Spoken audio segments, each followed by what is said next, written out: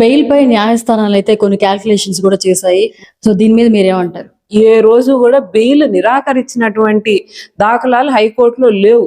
దీనికి సంబంధించి ఒక మంగళగిరి కేసులో కూడా రిమాండ్ విషయంలో కూడా హైకోర్టు ఇయ్యకూడదు, బెయిల్ ఇచ్చేయండి అని చెప్పి హైకోర్టే ఉత్తర్వులు జారీ చేసింది. అందుకని అసలు కేసు ఉంటే కదా బెయిల్ ఇవ్వచ్చు ఇవ్వకూడదు అనేది. రేపు ట్రయల్స్ లో కూడా ఈ కేసులు ఏవి నిలబడేవి కాదు. అందుకని బెయిల్ ఖచ్చితంగా వస్తుందని తెలుసు. కాకపోతే ఇన్ని షరతులు అంటే కొంతమంది పాపం నాన్న గురించి అధికారులు అయితే ఏమి, దానికి సంబంధించిన వాళ్ళు కూడా కోర్టును తప్పుదావ పట్టించేటువంటి ప్రయత్నంలో ఇన్ని షరతులు పెట్టేది అవసరం వచ్చింది. లేకపోతే ఆయన ఏమన్నా దొంగ, బందిపోట? ఆయన నెల్లూరు జిల్లాకు వస్తే ఏమవుతుంది? ఎందుకు భయపడుతున్నారు నెల్లూరు జిల్లాకు రాకూడదు అన్నట్టు ఇంతగా?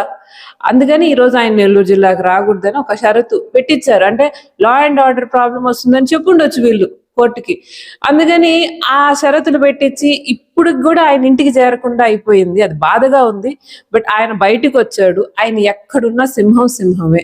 తప్పు చేసే వాళ్ళు ఎవ్వరూ కూడా ఇక్కడికి రాలేదని చెప్పి ధీమా వ్యక్తం చేయదు. ఆయన ఉన్నాడు, నేనున్నాను, మీరు చేసేటువంటి అరాచకాలకు మేము అడ్డుగా నిలుస్తాం.